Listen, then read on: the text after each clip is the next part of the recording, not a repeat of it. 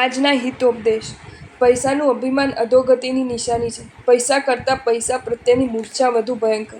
ઇજ્જત ફક્ત પૈસાની છે, માણસની નહીં. કામ કરવામાં વ્યસ્ત રહો, કાવતરા કરવામાં નહીં.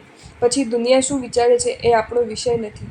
માન્યતાઓ અને પૂર્વગ્રહના કપડાં એટલા ફિટ ન પહેરવા કે પ્રસન્નતાના શ્વાસ રૂંધાઈ જાય.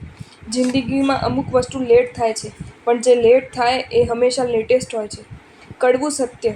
ઝાડ હસ્યા કુહાડીને જોઈને, કાંઈ અમારા થડ કાચા બન્યા છે, કે પછી રડ્યા ધ્યાનથી જોઈને કે અમારા સગા હાથા બન્યા છે.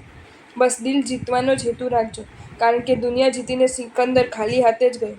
જે માણસને આપણે ખુદ મદદ કરીએ છીએ એ જ માણસ મોટા ભાગે આપણને દુઃખ આપે છે. ક્યારે કોઈ વસ્તુનો ઘમંડ આવી જાય તો સ્મશાનમાં એક ચક્કર લગાવી લેજો.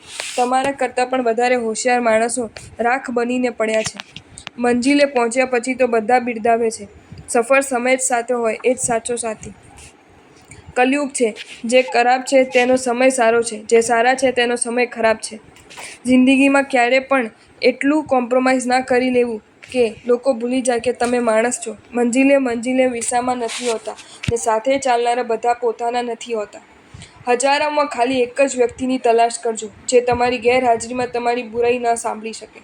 બનાવો સફર એવી કે મંજિલને પણ ઈર્ષ્યા થાય. હાર જીતની વાત નથી, પણ હરીફ દ્વારા ચર્ચા થાય.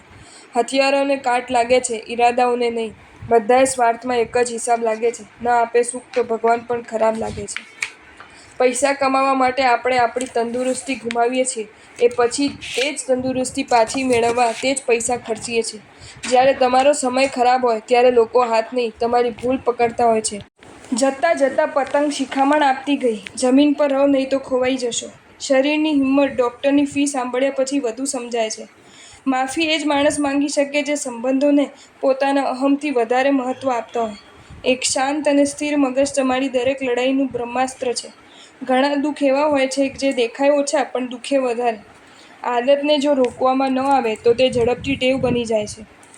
આજ સુધી કોઈ વ્યક્તિ અનુકરણ કરીને મહાન નથી બન્યો. જે લોકો મનમાં ઉતરે છે એમને સંભાળીને રાખો. જે લોકો મનમાંથી ઉતરે છે એનાથી સંભાળીને રહો. સલાહ ઊંચીને હોય તો ચાલે પણ વિવેક તો પોતાનો જ હોવો જોઈએ. આજના લોકો જ્યારે ખોટા સાબિત થાય છે ત્યારે માફી નથી માંગતા, સંબંધ તોડી નાખે છે. સમજણ એટલે શું? વ્યક્તિ બે પરંતુ વિચાર એક. બની શકે તો એક જ વ્યક્તિ બનો, જાહેરમાં અને ખાનગીમાં. આત્મવિશ્વાસ એ સફળતાનું પ્રથમ પગથિયું છે. પહેલાં ઉંમરમાં મોટા હોય એમને સન્માન મળતું હતું, અને હવે આવકમાં મોટા હોય એમને સન્માન મળે છે. મરણનું મૂલ્ય જીવનથી વધારે એ રીતે લાગ્યું જ્યાં મળવા કોઈ ના આવે ત્યાં આખી સભા આવી. ખરાબ કરવાનો વિચાર આવે તો કાલ પર છોડો, સારું કરવાનો વિચાર આવે તો આજે જ કરી નાખો. એક નિર્દોષ સવાલ: હવે શેનો જમાનો છે? મજેદાર જવાબ: ફોટાનું અને ખોટાનું. ખુલ્લા પુસ્તક જેવું, ફક્ત એ લોકો માટે બનવું જેને વાંચતા આવડતું હોય. જો તમને આ વિડીયો ગમ્યો હોય તો આ વિડીયોને લાઇક કરો અને શેર કરો, અને આવા જ નવા વિડીયો જોવા માટે જૈન ફેક્ટ્સ એન્ડ સ્ટોરીઝની ચેનલને સબસ્ક્રાઈબ કરો. ધન્યવાદ.